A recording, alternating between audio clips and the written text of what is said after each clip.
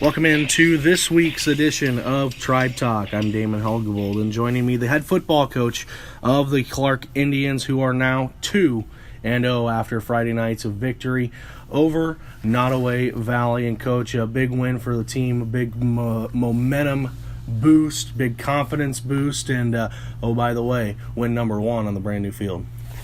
Yeah, that's always nice to start off, a brand new field with a victory. Maybe years down the road, a trivia question will be who scored the first touchdown on the new Astro turf field that we have, and that of course would be Chris Carson, a sophomore who performed pretty well for us among other players. So it's just really thrilled to be 2-0. It's for this group of players, it's kind of a little bit of uncommon ground for them, but they're taking it in stride, and you're just seeing the confidence continue to build, and it's just been fun to watch. For a team that went 0-9 a year ago to sit here going 2-0 in week number 2 and playing some pretty darn good football out there. I mean, you guys, obviously there's always things that need to be cleaned up a little bit, but offensively it looks like things are clicking right out of the gate, and you guys made that switch to the single wing in the off season, and apparently it's been either havoc for the defense to stop, or you guys are running it that well. Well, there's certainly things, like you said, that we can clean up, and it's essentially going to be flavor of the week defenses that we'll face. I mean, we may see on film someone runs a 3-4 or 4-3, 4-4, and the next thing you know, they'll come out in an 8-man front like Nottoway Valley did this last Friday. So our kids and we've told our kids that, and we said, look, we're going to have to make some adjustments on the fly, and I think you kind of saw that last night, and we at times struggled a little bit moving the ball in the first half, but then we just stayed consistent, and we made a couple slight adjustments, and it seemed to work, and we're lucky enough to be able to come away with a victory. We're sitting here on the day after the victory once again. Give us an overview of Friday night's game and kind of the first half to second half. It didn't necessarily start out the way you guys wanted it to right out of the gate, but it was really a tight ball game throughout up until the third quarter rolls around, and about that time is when you guys ultimately took over 38-12, the final over Nottoway Valley. Tale of two halves, it seems like. Really was. I mean, all the credit goes to Nottoway Valley. I mean, they came ready to play. They sustained some big drives in the first half that gave us fits. We were lucky enough to make some adjustments at halftime. First half, they had 110 yards of total offense. We were, if it wasn't for a long Peyton Winship run for a touchdown with 8 seconds to go, we were going to go in at halftime down 7-12. But we were lucky enough to be able to punch one in and take the lead 13-12. And I just know from being in situations like that is, when a team gets a late score like that at the end of the first half, before halftime, that can be kind of a deflator, and you'd like to have, and that really kind of allowed us to have some momentum going into halftime for our kids, and not going in with their heads down, being down after really the second drive, after our second offensive possession, we punched it in and were able to get Chris Carson in there for around a 20-yard run, and he did an excellent job there. But so second half we come out and we really challenged the defense during halftime, and they stepped up, and they were following and being coachable on what we said that we needed to do adjustment wise. So I also big props to Coach Reese and the rest of the assistant coaches who, we got together as a staff and said, hey, what do we need to do to fix this? And, we coached them up, and they were able to go out there and execute, and we held them to 60 yards in the second half. I mean, so some of that was due to the fact that, I think they were behind, so they were maybe forced to pass a little bit more than they'd like to. And then offensively in the second half, we had a nice long clock-eating drive where we about 5 minutes of the clock we were able to eat up there. So that kind of put them in a tough situation. And ultimately though, at the end of the night, we were able to do some things we wanted to accomplish. We won the turnover battle 4-1. So we were plus 3 in the turnover ratio. So that's 2 consecutive weeks we've been plus in the plus in regards to turnovers, which I don't think that happened once last season. So but again, that's the credit goes to the kids. You guys scored 25 unanswered points from the 8-second mark of the first half through the rest of the game. The defense pitches a shutout. Talk about what changes did you guys make in the locker room at halftime to ultimately come out defensively and really shut down Nottoway Valley? Well, they were extending us a little bit with our ends, and they were moving their fullback kind of in like a little bit of an H-back, wing-back formation. And it wasn't anything fancy that they were doing. I mean, it wasn't anything misdirection-wise or anything. They were just, pounding the ball. And, I mean, we weren't going to the, defensively we had some guys kind of going rogue and doing their own thing and not hitting the right gaps that they were supposed to be doing. So that made it a little bit easier on them when we have guys not doing their job. But, we were able to move down our ends a little bit to kind of squeeze that down. And, it just put more pressure on our overhang safeties than we'd probably like to. But they also stepped up and were able to help us out there. That really allowed us to hold them to that 60 yards in the second half. Let's talk about your offense in that second half. Like you said, 25 unanswered points you guys scored. You scored 19 in the second half alone and pitched the shutout. But then rushing-wise, you guys had, I believe, 4 guys over 40-plus yards. You didn't necessarily have a 100-yard rusher, but you don't need to when you've got a guy who can come in and run the ball 40-plus yards, and you've got 4 of them that can do it. Really, 5 just didn't get as many touches throughout the night. Right, and I mean, obviously we were again, Peyton Winship kind of set the tone for us. I mean, he's our when we need a spark, that's who we go to. And Peyton had 7 carries. He almost got the century mark there with 94 yards. But when you look at his average of 13.4 yards per rush, I mean, so good things happen when he touches the ball. I mean, it's we like to, establish a run, and that's no secret. And, we talked about last year, we were pretty one-dimensional with the run, but it was just one running back. I feel this year, we're one-dimensional running the ball. And, you look at our stats, you can tell that, it's not a secret. So if, Red Oak or anyone's listening, we're one-dimensional. But I feel like we have multiple guys that, can take it to the house at any time. I mean, whether it be Riley, Chris, Fonnie, Peyton, Amani, all those guys, are able to, explode and take it to, for big plays for us. So, and it really allows us to, hopefully keep some guys healthy because, defenses can't key in on every one guy in the backfield kind of do. They got to respect all 3 back there, and that's the challenging thing about the single wing. You got a guy like Peyton Winship, and we've talked to him last week, and we had the opportunity to see what he could do again this week, and he comes out, has 94 yards, a score, and only 7 carries once again. When he gets the ball in his hands, he seems to be productive quite often, and you said he's your spark guy. What does it mean to have a guy like that on your field and on your team to be able to just give you guys a spark when you need something? Well, it's a big lift for us. I mean, he's a different runner than we have on anyone on our team. He's real shifty. He's got great lateral quickness.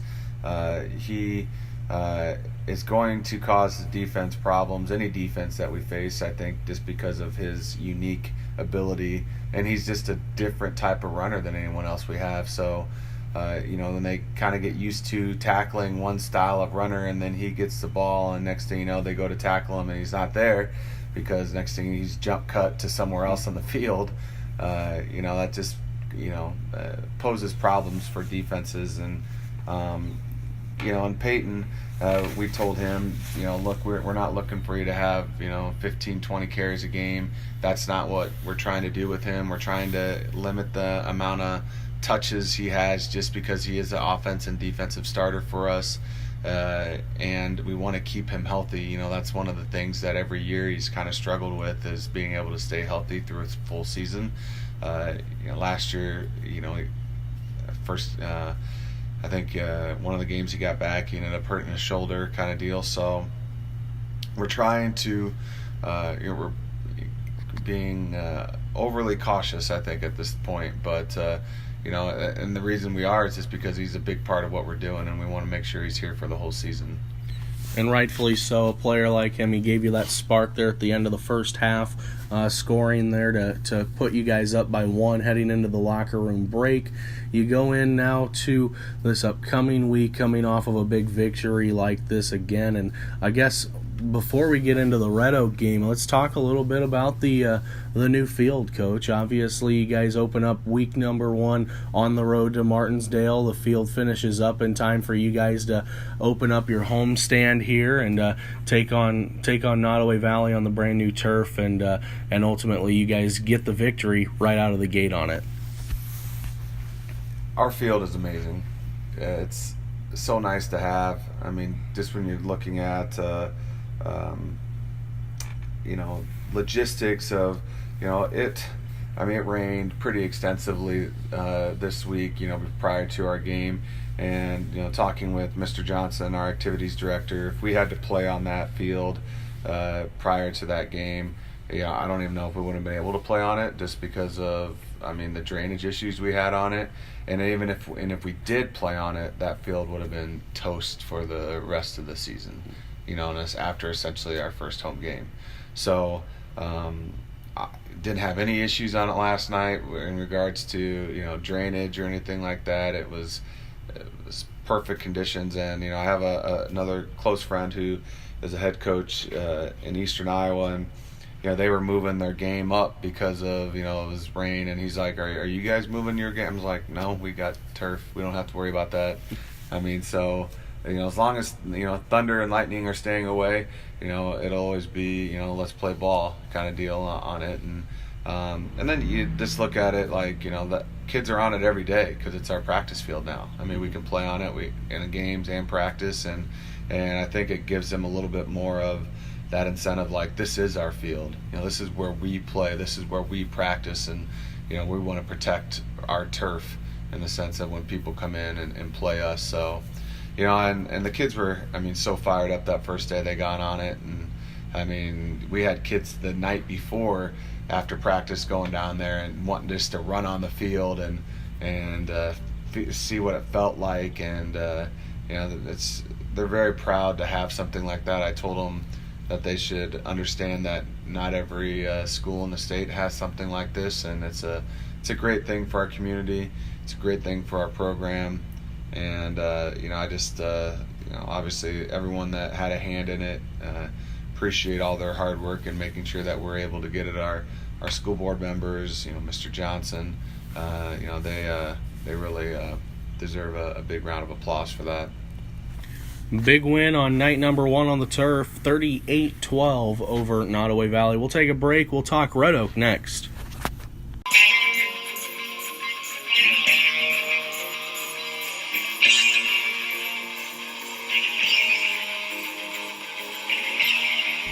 Welcome back into Tribe Talk here this week, talking with the head football coach of the Clarke Indians, Duane Matthess. And Coach, I guess before we even get to the Red Oak game, like we said we're going to, let's talk a little bit about your guys' defense last night, and what a fantastic effort put out by your team. Multiple tackle for losses once again, and just great pressure that your team has been putting on the defensive side. Yeah, obviously we struggled a little bit in that first half, but even when we were struggling, we were still always paced by our senior Riley Domina. In the first half he had some crushing hits on their running back. number 22. And I mean, look where he's picking him up and putting him down, like form tackle, perfect to perfection. And he paced us with 8 solo tackles. I mean, he ended up with 9.5 tackles. So, now granted, he's our free safety. So some of that was they were getting to the second and third level, but some of that was he was doing a great job of playing his alley and coming up and offering run support when they were running the ball. So Riley is kind of that field general on the field, not only for offense but for defense as well. I mean, that's who I know Coach Reese looks to, and he's playing a different position from what he played last season. He was a linebacker last year for us, and now he's a little further back, playing free safety. But overall, we had 9 tackles for loss last night. We had 2 sacks. Dalton, Stubbe, and Zane Hart both combined for a sack, and then Alejandro Davis had a sack as well. So we were able to get some pressure once they were kind of put in those passing situations. So that was that was huge. I mean, if we know that they're gonna be back there passing the ball, then we need to be able to pin our ears back and get some pressure, and we were able to do that. So, and then obviously pressure leads to turnovers, and they ended up throwing 3 interceptions. Amani Fry got another, his back-to-back weeks interceptions. His was where we ended up getting pressure, and he kind of floated the pass up, and he was able to come down with it, and obviously didn't get a pick 6 this week, but he at least got the interception. Zethan May towards the end of the game came in and filled in for Riley at free safety and was able to get an interception.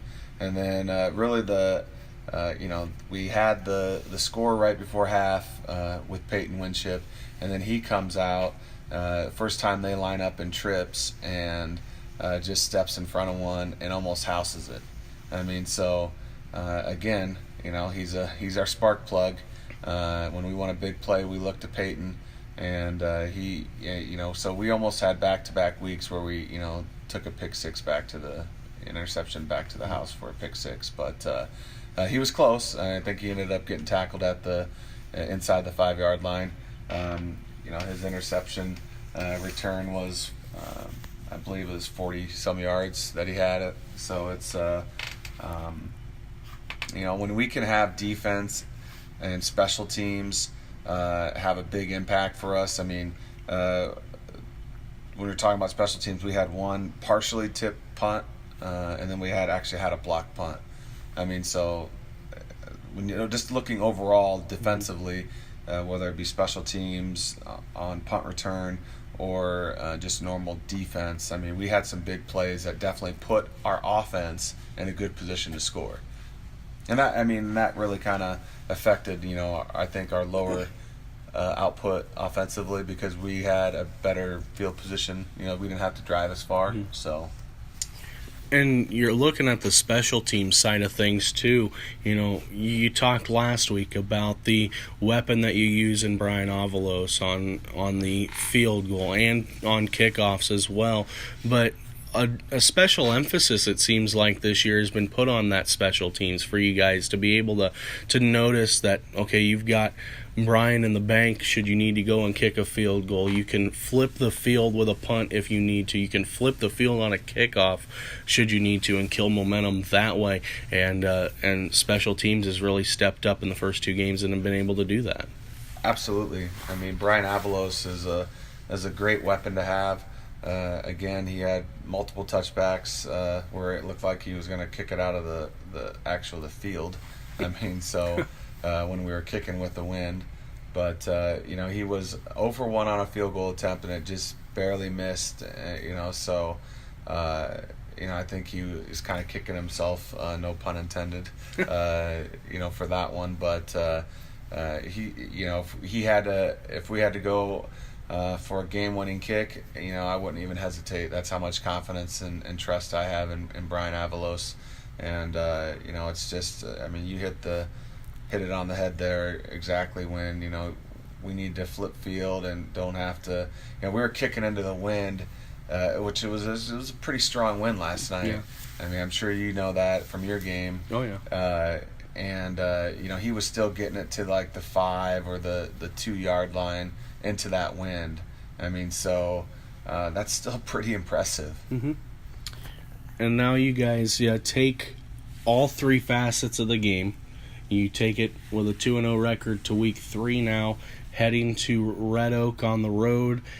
First time on the road to Red Oak for a while. I mean, it's been a long time since Clarke has played Red Oak in a sense there, but let's look ahead now and into week number 3. Look ahead to Red Oak a little bit, and so far, what do you know about the Red Oak Tigers? Well, I got to be honest, not a lot. So you don't need to. It's only week. You're only day after the game, right? But and that's just kind of and our coaching staff is we're trying to practice what we preach and not look too far ahead. And we were focused on Nottoway Valley, and that's who we certainly our attention was at. And I know that they won their first game and a nail biter with a last second field goal that they ended up losing to Southwest Valley.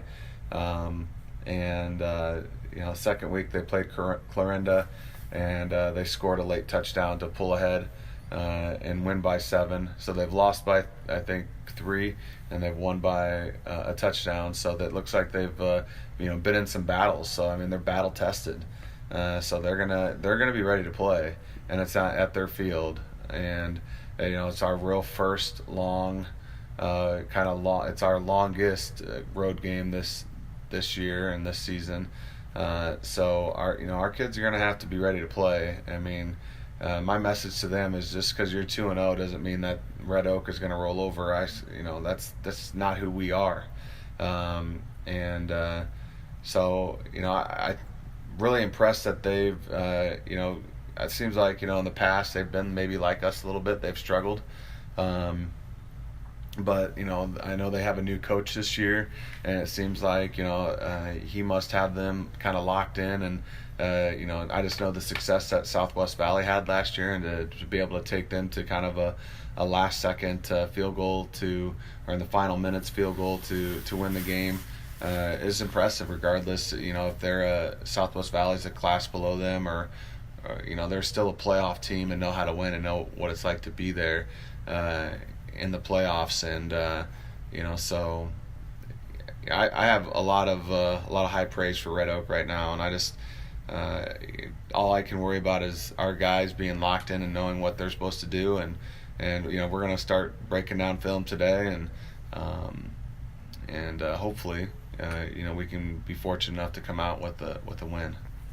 It'll be the featured game of the week on KSIB next week, the Red Oak game with you guys, and you get to take over this 2-0 record on the road to Red Oak. Talk to us about this upcoming week for you guys and what things you want to address during this week of practice that you guys have, some things that stood out to you from Friday that you wanted to clean up a little bit, or some other things that you saw Friday that you just want to improve on that much more as you get prepared for Red Oak. Well, big emphasis for us this week. Last week when we played Martinsdale, we had 17 penalties, not 17 turnovers. Gosh, that would be awful if we had 17 turnovers. 17 penalties, and this week, that was an emphasis to our kids in practice. Good teams don't make that many mistakes that were mental mistakes and fixable mistakes. Mm-hmm. And going into this last week's game against Nottoway Valley, we had 3 penalties. Mm-hmm. So we cleaned that up.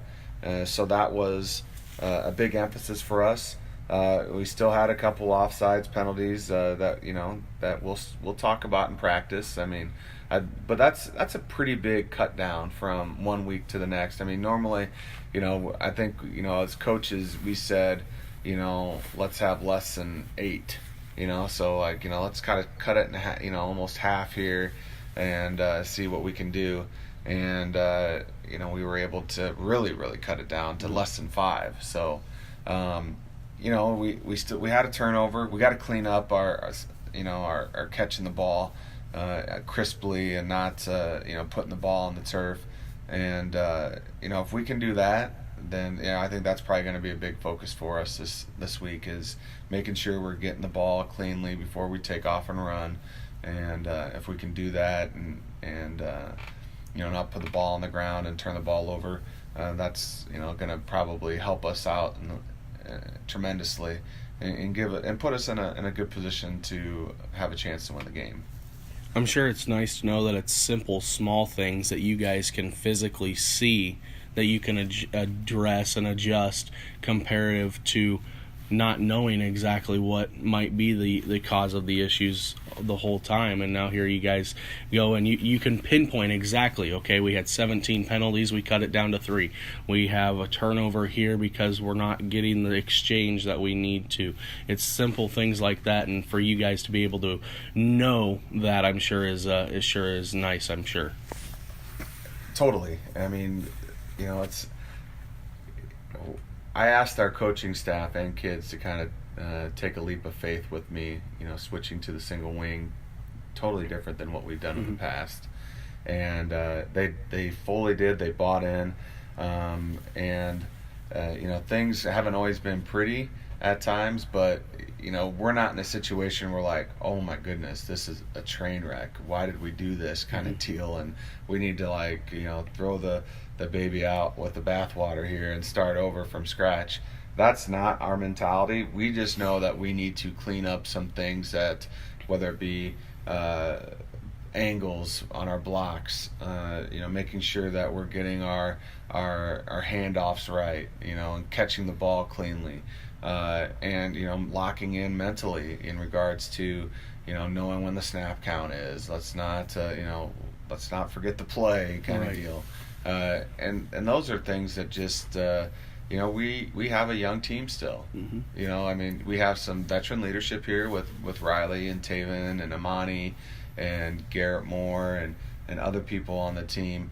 But we still, when you look at our offensive line, we have out of the 5 offensive linemen, 4 of them are younger than a senior.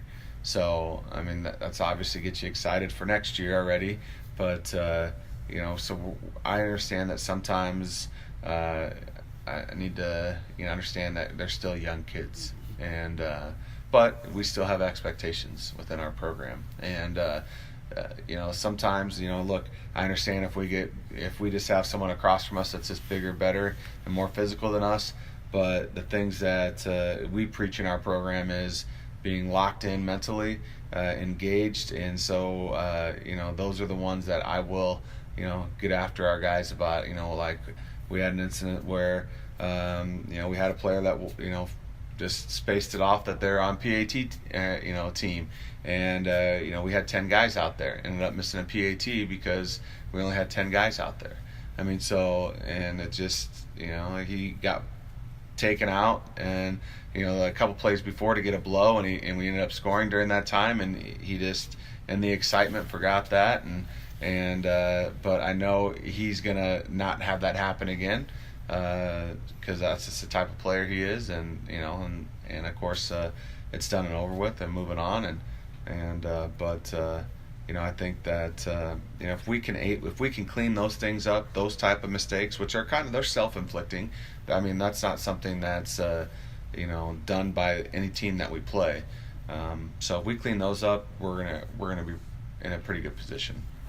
Week 3 on the road to Red Oak. Coach, you got any final words before we head on into week number 3? Well, I know this is a long road trip. It's about an hour and 45 minutes in that range. But the last 2 weeks, our fan base has been tremendous. Last night we had, I think, our first student section in a long time that wasn't our band.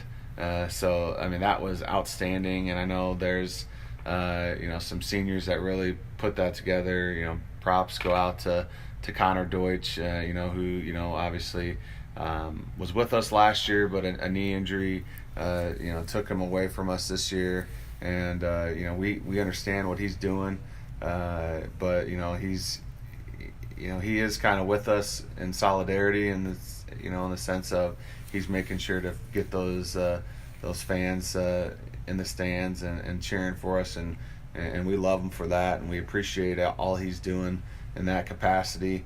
And our teachers had a section out there in the stands, and to cap off our Teacher Appreciation Week, and so we obviously thankful for that for them, and doing a little back and forth with our own student section, and so that was great to see.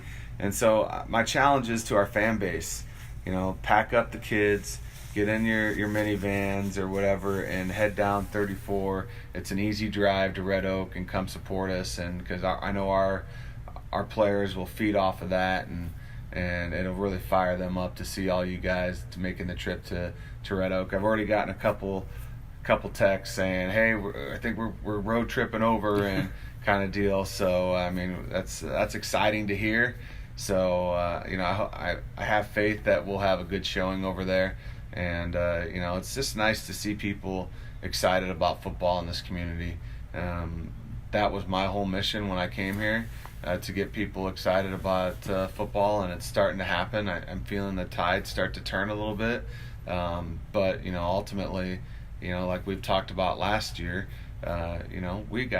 we control the product that we put out there for people to want to come and see, and so of course people want to come see a good product, and I believe we have a good product out there. Our players try 100% and give their heart and soul into this, and they in turn appreciate the support that they're getting from fans and people in the community. That is the head football coach of the Clarke Indians, Duane Matthess, here on Tribe Talk. And again, next week, the Indians hit the road to Red Oak to take on the Tigers in week number 3. And again, if you cannot make it, game of the week on KSIB 101.3 FM. That is Tribe Talk for week number 2.